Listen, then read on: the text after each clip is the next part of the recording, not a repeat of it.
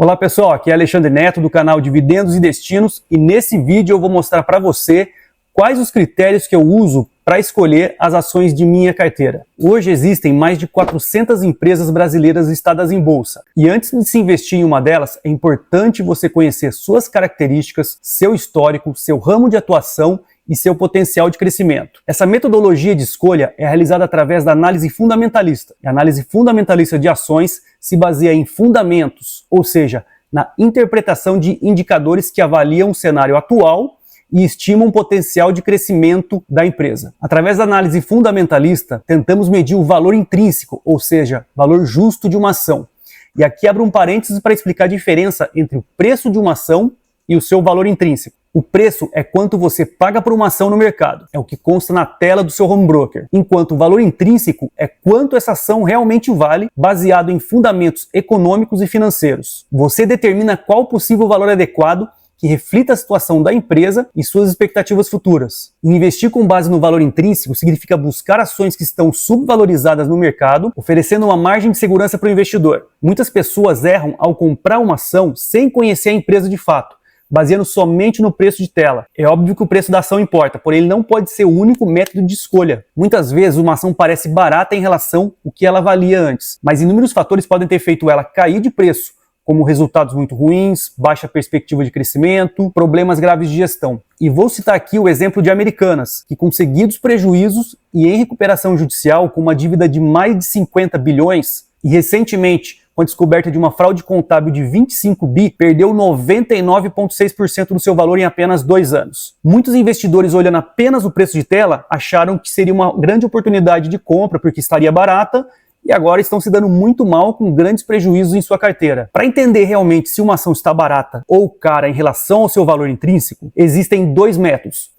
É o chamado valuation por fluxo de caixa descontado, que é onde se estima o valor de uma empresa com base nos seus fluxos de caixa futuro. Ou seja, é o fluxo de entrada e de saída de dinheiro da empresa num determinado momento, trazidos ao valor presente e descontados a uma taxa que reflete o risco de se investir na empresa. Por exemplo, através do fluxo de caixa, você descobriu que o valor intrínseco de uma ação seria de R$20 e hoje ela está sendo vendida a 15. Isso significa que a ação está barata. Agora, se essa mesma ação estiver sendo vendida a R$30, isso demonstra que a ação está muito cara. Só que nesse vídeo a gente não vai entrar no detalhamento desse método. Um outro método de avaliação é através dos indicadores financeiros, ou seja, são métricas que ajudam a avaliar a saúde financeira e o desempenho de uma empresa. Esses indicadores são usados para comparar empresas e determinar se uma ação está barata ou cara, além de julgar se ela é boa para investimento. Isso tudo que falamos refere-se a critérios quantitativos, ou seja, tudo que é medido em números, através dos demonstrativos financeiros e balanços da empresa. Porém, é importante não analisar uma empresa apenas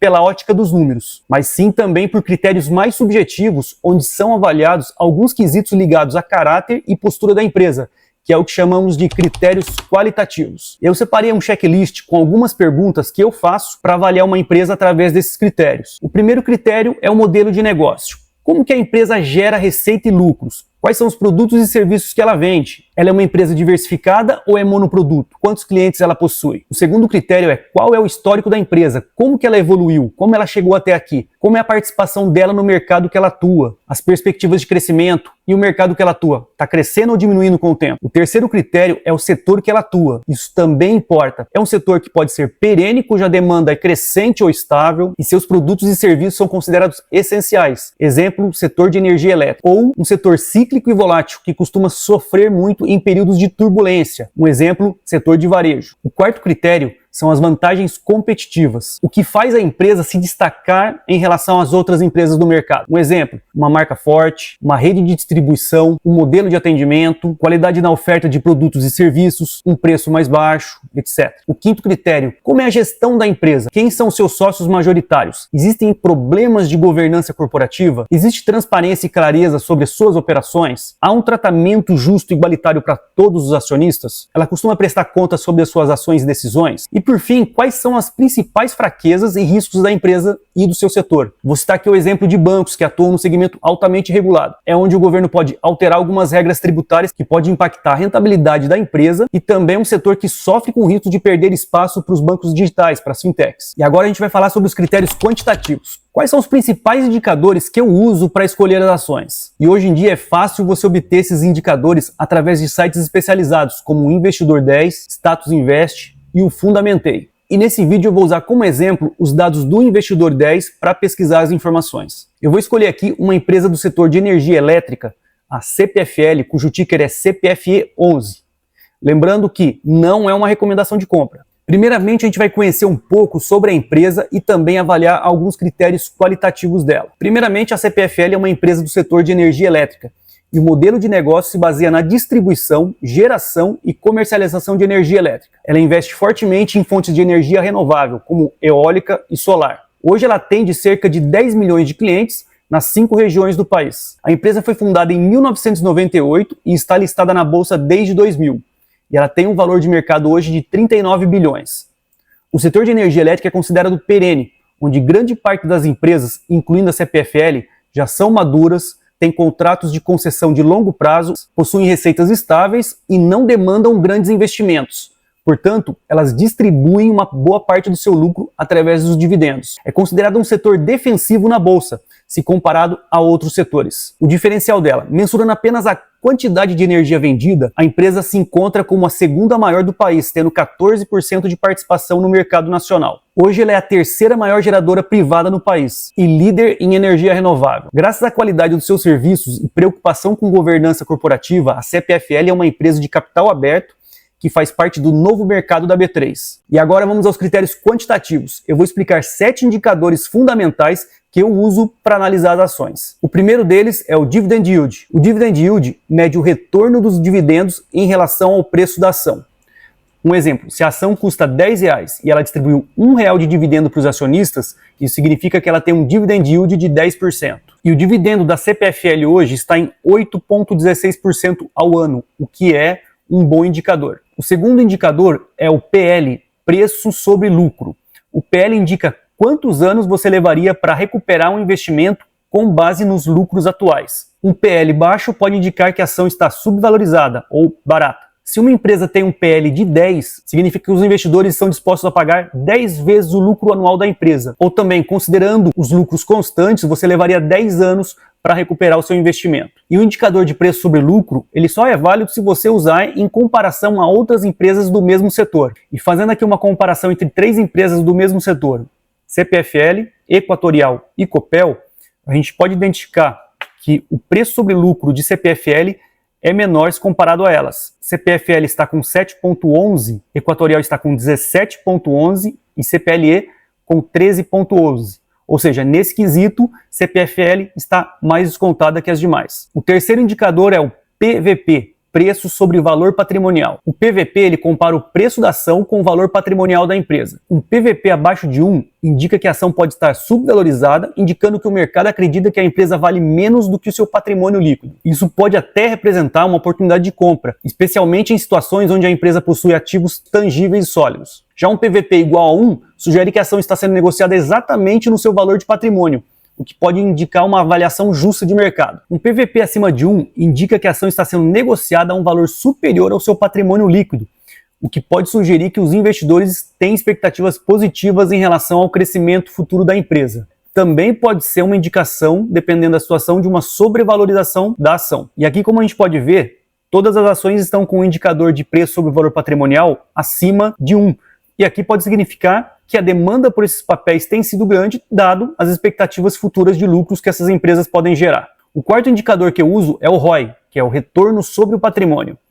O ROI mede a eficiência da empresa em gerar lucros com o capital dos acionistas. E quanto maior esse indicador, melhor é o retorno que os acionistas estão recebendo sobre o seu investimento. Valores de ROI acima de 15% são considerados muito bons. E aqui o ROI de CPFL está em 28,53%, o que significa que a cada R$100 de patrimônio ou capital do acionista, R$28,53 virou lucro. O quinto indicador é margem líquida. A margem líquida é um indicador de eficiência. Ele mostra o quanto da receita se converte em lucro. E aqui temos o indicador de margem líquida de CPFL, que é de 13,56%. Ou seja, de cada R$100 de receita gerada, R$13,56 virou lucro, o que é um bom indicador de eficiência. O sexto é um indicador muito importante porque ele mede o grau de endividamento da empresa. É o chamado dívida líquida sobre EBITDA. A dívida líquida de uma empresa representa a soma de todos os seus empréstimos e financiamentos, após a subtração do caixa e equivalentes de caixa da empresa. Já EBITDA é uma sigla em inglês que significa lucros antes de juros, impostos, depreciação e amortização. Esse indicador é bastante utilizado para avaliar a realidade financeira de uma empresa. E nesse índice, o indicador EBITDA ele é usado como uma proxy, ou uma representação de geração de caixa da companhia a ser avaliada. Enfim, esse resultado demonstra o número de anos que uma empresa levaria para pagar sua dívida líquida num cenário que esse EBITDA, ou geração de caixa, permanece constante. O resultado desse indicador é considerado alto quando ele está em 4 vezes ou 5 vezes. É um sinal negativo para o investidor e para a própria empresa. Isso significa que a empresa possui menos capacidade para cumprir com as suas obrigações financeiras. Ou seja, ela está muito mais alavancada, muito mais endividada. Já um índice entre 1 a 2 vezes é considerado mais saudável financeiramente pelo mercado, indicando uma boa gestão financeira da empresa. No entanto, vale lembrar que dívida líquida sobre EBITDA não deve ser analisada isoladamente, mas em conjunto com outros indicadores também. E aqui o nível de dívida líquida sobre EBITDA de CPFL está em 1,87, o que é considerado um nível de endividamento saudável pelo mercado.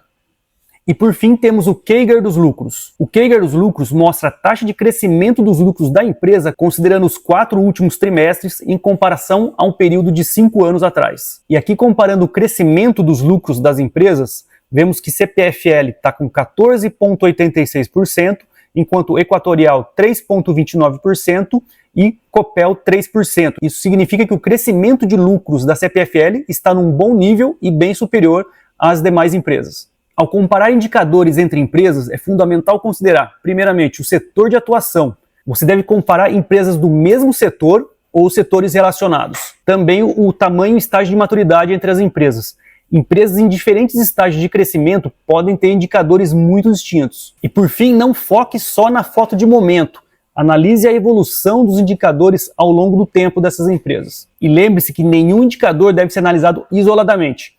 A combinação desses indicadores, juntamente com a análise qualitativa do negócio e do setor, vai te fornecer uma visão mais completa da saúde financeira e perspectivas da companhia.